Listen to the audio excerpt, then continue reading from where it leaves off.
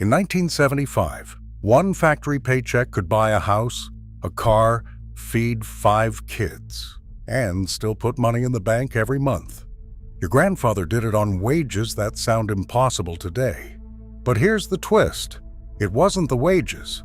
It was 25 habits we've completely forgotten. Number 14 was so powerful that banks quietly stopped offering it.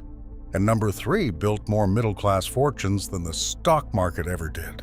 Whole industries were built on making us forget these methods, because if you lived the way your grandparents did, you'd stop buying half of what you buy now. Before we start, hit subscribe, because what you're about to learn might change how you handle every dollar. Let's count down the 25 forgotten ways American families built real wealth on a single income. Number 25, the Christmas Club account. Every fall, your grandmother walked into the local savings and loan and opened a Christmas club. She would commit to dropping in $2 or $3 a week, and the teller would stamp her little booklet each time. By December, that account held $150, paid out just in time for the holidays. The genius was not the interest, which was small. It was the discipline. The money left the house before it could be spent on anything else. You could not touch it until the bank mailed the check. A family living on $8,000 a year could still guarantee a real Christmas without a single dollar of debt. Banks loved these accounts because they brought in steady savings deposits. Then credit cards arrived, and the banks realized debt was more profitable than savings. The Christmas Club quietly disappeared from the lobby, and so did the habit of saving for what you wanted before you bought it. Number 24, layaway instead of credit. Before plastic ran the country, there was layaway. Your mom would pick out a winter coat at the department store, pay $1 down, and the clerk would tag it and hang it in the back room with her name on it. Every week she would come in and pay a few more dollars. When the balance hit zero, the coat came home. No interest, no debt, no 30% finance charge bleeding the family dry. The store held the merchandise, and your family held on to its dignity. A $40 coat cost exactly $40, not $60 after the credit card got done with it. Layaway taught children that you wait for things, that anticipation is part of owning them. The credit card industry spent the 70s and 80s convincing America that waiting was for suckers. We traded patience for plastic, and the average household now carries thousands in revolving debt for things layaway would have made free. Number 23, the backyard garden that fed the freezer. A patch of dirt behind the house wasn't decoration in the 70s. It was a grocery store. Your grandparents planted tomatoes, green beans, squash, and corn. And by August, the kitchen counter overflowed. What the family didn't eat fresh got blanched and packed into the chest freezer in the basement.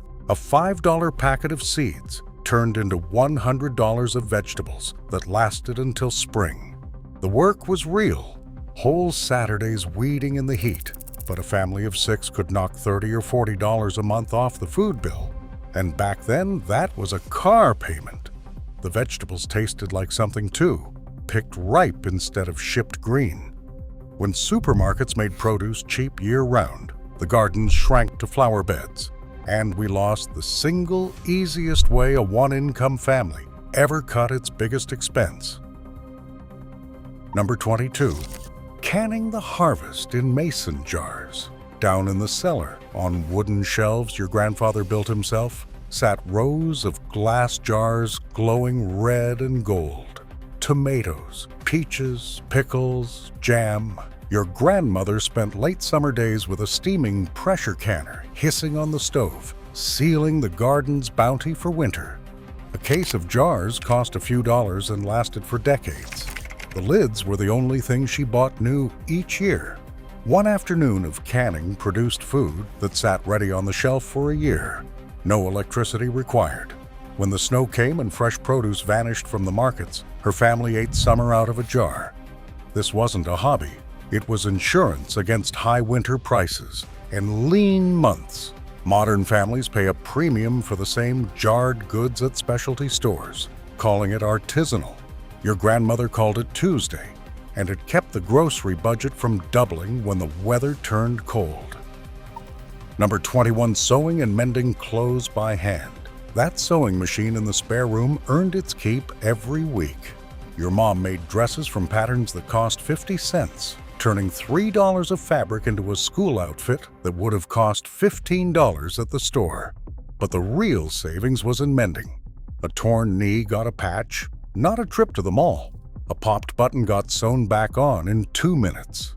Hems were let down as children grew, then taken back up for the next kid.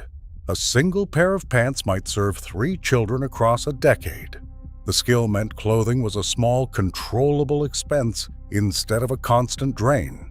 Fast fashion changed everything. When a new shirt costs less than the thread to fix the old one, nobody learns to mend. The family clothing budget that once cost pennies now runs hundreds a month, with closets full of things we will never repair. Number 20, buying a modest starter home and never leaving. Here is something we forgot completely. Your grandparents bought a small house, a 2 or 3 bedroom on a quiet street, and they stayed in it for 30 years. They did not trade up every 5 years chasing a bigger kitchen. The mortgage got smaller in real terms as their wages rose, until the payment felt like nothing. By the time they retired, the house was paid off and worth many times what they had paid. That paid-off home was the foundation of everything, the single biggest asset most families ever owned. The 70s family understood that a house was shelter first and an investment second. Today, we are told to buy the most we can finance and upgrade constantly, paying a new round of closing costs, agent fees, and fresh interest each time. Every move resets the clock. The family that bought once and stayed put quietly built more wealth than the family that kept moving up. Number 19, the envelope budgeting system. On the first of the month, your grandmother sat at the kitchen table with the paycheck cashed into actual bills and a stack of envelopes. Rent, groceries, gas, church, doctor, savings. She counted cash into each one. And here was the iron rule. When an envelope was empty, the spending stopped. No grocery money left on the 28th? You ate from the pantry until the 1st. There was no overdraft, no swiping a card and sorting it out later. The system made the money physical, visible, finite. You could see the month running short in the thinning stack. Families ran entire households this way without ever seeing a number on a screen. Banks and card companies replaced cash with credit precisely because invisible money gets spent faster. Studies now confirm people spend significantly more with plastic than with cash. The envelope system was behavioral finance decades before anyone named it, and it kept families solvent on incomes that should not have stretched. Number 18, driving one car until it died. Your family had one car, and they drove it into the ground. 15 years, 200,000 miles. Your dad changed the oil himself in the driveway on Saturday mornings. He did his own brakes and kept it running long past the point most people would have traded it in. A car was a tool to get to work, not a statement. When it finally gave out, they bought another used one with cash from the savings envelope, never alone. Here is what that meant. No car payment. For years at a stretch, that line in the budget was simply zero. The average car payment today swallows a huge chunk of a paycheck every month, and it keeps happening because we trade every few years and finance the whole thing. The 70s family understood that a car loses value the moment you drive it off the lot. They let someone else take that loss, drove the thing till it quit, and banked the difference. Number 17. Cooking every meal from scratch. Restaurants were for anniversaries. Convenience food was a rare treat. 6 days a week, dinner came out of your grandmother's kitchen, built from raw ingredients. A bag of flour, a sack of potatoes, a cheap cut of meat, and time. She could feed a family of 6 a hot, filling supper, for what a single fast food meal costs today. Stews stretched a pound of beef across 3 days. Bread came out of the oven instead of a wrapper. Beans and rice filled bellies for pennies. The skill of turning cheap raw goods into real meals was the difference between a food budget that fit and one that broke the family. We've outsourced cooking to drive-thrus, delivery apps, and frozen aisles, paying 3 and 4 times the cost of the ingredients. The from-scratch kitchen was the quiet engine that let one income feed a whole household with money left over. Number 16, cloth diapers, washed at home. First pattern break. Here's one nobody wants to remember. Your mother didn't buy disposable diapers by the truckload. She used cloth, a few dozen squares that got washed, dried, and used again for years across multiple children. The upfront cost was a few dollars of fabric and some safety pins. After that, the only expense was soap and hot water. A baby goes through thousands of diapers before potty training. At today's prices, disposables for one child run well over $1,000, and that money is literally thrown in the trash. The cloth diaper, by contrast, was a one-time purchase that served child after child, then got handed to the neighbor whose baby came next. Yes, it was more work, but it turned one of a young family's biggest recurring expenses into almost nothing. The disposable industry sold us convenience and quietly added a 4-figure line item to having a child. Number 15, line drying laundry in the sun. Out back, between 2 poles, ran the clothesline. Your grandmother hung the wash out every morning, and the sun and wind did the work a dryer does now. An electric dryer is one of the hungriest appliances in any house, running up the power bill load after load. The clothesline cost nothing to run, ever. It also made clothes last longer because the heat and tumbling of a dryer is exactly what wears fabric out and fills the lint trap with what used to be your shirts. Sun-dried sheets smelled like summer and lasted for decades. The savings on electricity alone added up to real money over a year, and the clothes themselves needed replacing far less often. We traded the clothesline for convenience and a bigger utility bill, and our clothes wear out faster for it. A length of rope was once a genuine wealth-building tool, hanging in plain sight in every backyard in America. Number 14, the whole life insurance forced savings policy. Now here's where things get interesting, and where the banks stopped helping. Your grandfather bought a whole life insurance policy when he was young, paid a fixed premium for decades, and watched it build cash value he could borrow against or cash out in retirement. It was insurance and a savings account welded together, and the forced monthly premium meant the money got set aside, whether he felt like it or not. Critics now argue the returns were modest compared to investing the difference. But here's what they miss. Most families never invested the difference. They spent it. The policy worked precisely because it was rigid, automatic, and hard to raid. It quietly accumulated a real sum over 30 years for people who would never have saved on their own.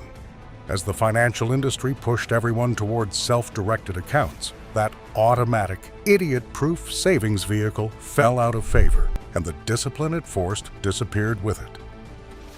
Number 13, buying a side of beef for the freezer.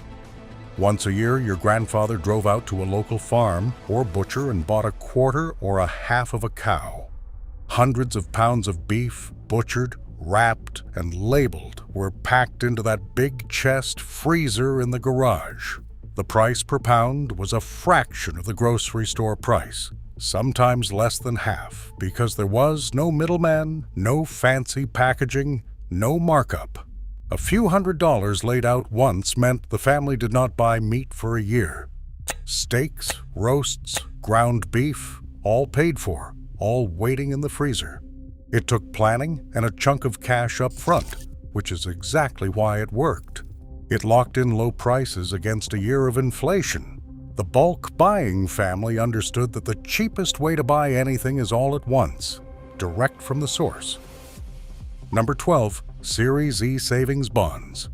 Every payday, a few dollars came out of your grandfather's check automatically and bought a U.S. savings bond.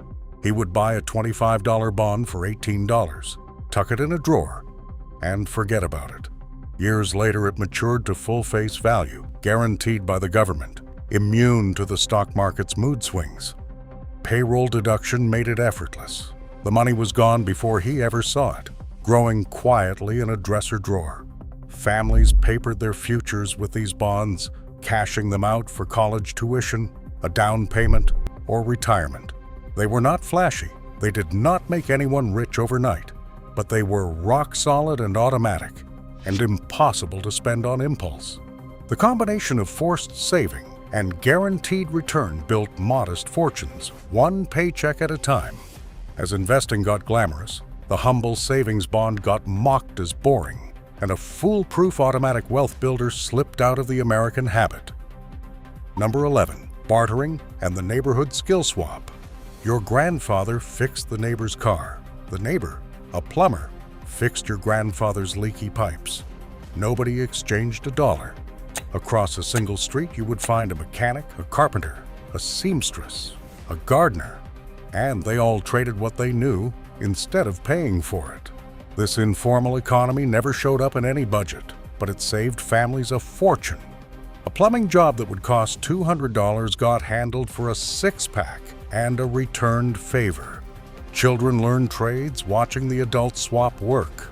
We have replaced the skill swap with the service economy, paying strangers full price for every small job. The 70s family understood that a community of people who help each other is worth more than cash, and it kept real dollars in the savings envelope month after month. Number 10. Hand-me-downs passed down the line. Clothes had long lives in the 70s. The oldest child got the new coat, then it passed to the next, and the next, sometimes crossing over to the neighbor's kids before it finally wore out. Your grandmother kept boxes of outgrown clothing in the attic, sorted by size, ready for whoever grew into them next. A single sturdy pair of winter boots might warm 4 sets of feet before it died. This wasn't about being poor. It was about not wasting good clothing that had years of use left. The same logic applied to furniture, toys, books, and bicycles. Things were built to last and expected to be handed on. Today's clothing is cheap, flimsy, and designed to be discarded, so the chain of hand-me-downs broke. We buy new for every child, every season. The family that passed everything down clothed a whole brood for the price one modern parent spends on a single kid. Number 9. Doing your own home repairs. Second pattern break. Here's a skill that's nearly extinct. Your dad fixed the house himself. A dripping faucet, a busted screen door, a furnace that needed bleeding, a fresh coat of paint. He had a workbench in the garage, a shelf of tools bought once and kept for life, and a willingness to figure it out. A service call costs a fortune now before the repairman even looks at the problem. Back then, the only cost was a part from the hardware store and a Saturday afternoon. Families saved thousands a year by handling their own maintenance, and the house stayed in good shape because small problems got fixed before they became big ones. The knowledge passed from father to child in the doing.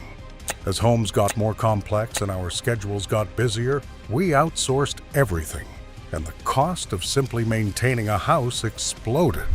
The handy homeowner was quietly one of the wealthiest people on the block. Number 8. The single-car, walk-everywhere household. Many 70s families ran on one car, and sometimes none. Your grandmother walked to the corner store, the kids walked to school, and your grandfather took the bus or carpooled to work. A second car means a second insurance policy, a second set of repairs, more gas, more registration, and often a second loan. By staying a one-car family, your grandparents avoided an entire mountain of expense that most modern households simply accept as normal. Walking and the neighborhood layout made it possible. Savings ran into the thousands every year, money that flowed straight into the bank instead of the gas tank. The one-car family understood that every car you own is a hole you pour money into, and the fewer holes, the faster the savings grew. Number 7. Pensions and company stock purchase plans. Your grandfather worked at the same company for 30 years, and that loyalty bought him a pension, a guaranteed monthly check for the rest of his life after retirement, funded by the company, requiring nothing from him but showing up. Many firms also let workers buy company stock at a discount through payroll deduction, building a nest egg automatically over decades. The worker did not have to be a financial expert. The system did the saving for him. A man could retire at 65 with a paid-off house, a pension, and a stack of stock, having never read a financial book in his life. As pensions vanished and got replaced with accounts, workers must fund and manage themselves. The guaranteed retirement disappeared. The burden shifted from the company to the individual, and the automatic foolproof retirement the 70s family enjoyed became something you now have to build entirely on your own. Number 6. Reusing absolutely everything. Nothing got thrown out if it had life left. Your grandmother washed and reused aluminum foil. Glass jars became drinking glasses and storage. Bread bags got rinsed and used again. Bacon grease was saved in a can on the stove for cooking. Worn-out clothes became cleaning rags. Wrapping paper was folded carefully and saved for next Christmas. Each small act saved only pennies, but multiplied across 1,000 household items over a year, it added up to real money. More than that, it built a mindset. Things had value, and waste was almost a moral failing. This habit was born in the Depression and carried through to the 70s before consumer abundance washed it away. The family that wasted nothing spent far less than the family that bought everything fresh and tossed it half-used, and those saved pennies filled the bank over a lifetime. Number 5. The egg money side hustle. Third pattern break. Many a wife ran a quiet little business right from the kitchen. Your grandmother kept a few hens, sold the extra eggs to neighbors, and the cash went into a coffee can that was hers alone. EGG money. Some women sold garden produce, baked goods, or sewing. Some took in laundry or did hair on the side. This income never appeared on any tax form or in any family argument about the budget. It was small, steady, and entirely under her control. It paid for Christmas gifts, emergencies, or simply got saved. The side income gave a single paycheck household a second small stream without anyone leaving home. We have forgotten how much a small, consistent trickle of extra cash adds up. The egg money woman understood that even a few dollars a week, saved faithfully, becomes a meaningful sum over years, and it gave her independence and a cushion the main paycheck never had to cover. Number 4, paying cash and avoiding interest entirely. The 70s family had a deep suspicion of debt. Outside of the house and maybe the car, they bought with cash or they did not buy. A new washing machine? They saved up and paid in full. Furniture? Saved for it. The idea of financing a television or carrying a balance felt reckless, even shameful. Here is why that mattered so much. Interest is the silent tax that makes everything cost more. A thing bought on credit at 20% interest costs far more than its sticker price by the time it is paid off. By refusing to borrow for everyday purchases, your grandparents paid the true price for everything and never handed a dime to a lender. Multiply that across a lifetime of purchases, and the savings are staggering. We now finance everything, from phones to furniture to vacations, and pour a fortune into interest. The cash-only family kept every dollar of that interest for themselves. Number 3, renting out the spare room. Now here's the one that built more middle-class security than almost anything else, and we've nearly forgotten it. Families took in boarders. The grown children moved out, leaving an empty bedroom, so your grandparents rented it to a young worker, a student, or a widow needing a place. That monthly check covered a big slice of the mortgage, sometimes the whole thing. The house, the family's biggest expense, started paying for itself. A spare room earning $60 or $80 a month in the 70s was real money against a payment that might be only a couple $100s. Some families nearly lived mortgage-free this way, funneling the difference straight into savings. We treat extra space as a luxury to enjoy now, but the 70s family saw it as an asset to monetize. Turning an idle room into income was one of the most powerful and accessible wealth moves a one-paycheck household ever made. Number 2, the 30-year fixed mortgage paid off early. Your grandparents got a fixed-rate mortgage, and then they did something that seems almost radical now. They paid it off faster. Every spare dollar from the garden savings, the side income, the canceled car payment went toward the principal. They understood that a dollar paid early on a mortgage saves many dollars of interest down the road. When the final payment cleared, some families held a mortgage-burning party, literally setting the paper on fire in the backyard while neighbors cheered. From that day forward, the single biggest expense in the household budget vanished. A paid-off house meant the family could weather a job loss, retire comfortably, and pass real wealth to their children. The modern habit is to stretch loans as long as possible and never pay extra, keeping families in debt for decades. The 70s family raced to own their home outright, and the freedom that came after was the true foundation of their wealth. Number 1, living below their means as a way of life. And the single most powerful habit of all, the one that ties every other entry together, was simply this. Your grandparents spent less than they earned, on purpose, every month, without exception. They didn't try to look wealthy. They tried to be wealthy, which is a completely different thing. The modest house, the old car, the homemade dinners, the mended clothes, the full savings envelope, all of it flowed from one quiet decision. Status was not worth going into debt for. They felt no need to keep up with anyone. A family earning a single, ordinary income built genuine security not by earning more, but by wanting less and saving the gap faithfully for decades. This is the secret the whole list points to. We've been taught that wealth comes from a bigger paycheck. The 70s family proved it comes from the discipline to live below your means year after year until the savings become a fortune. Here is my challenge. Pick one of these and try it for a month. Start a cash envelope, plant a garden, cook from scratch, pay off a little extra on a loan. Then come back and tell me if your grandparents knew something we forgot. Because they did. Drop in the comments which one you are going to try and which one your family still does. They did not have more money than us. They had better habits. Now you know them too.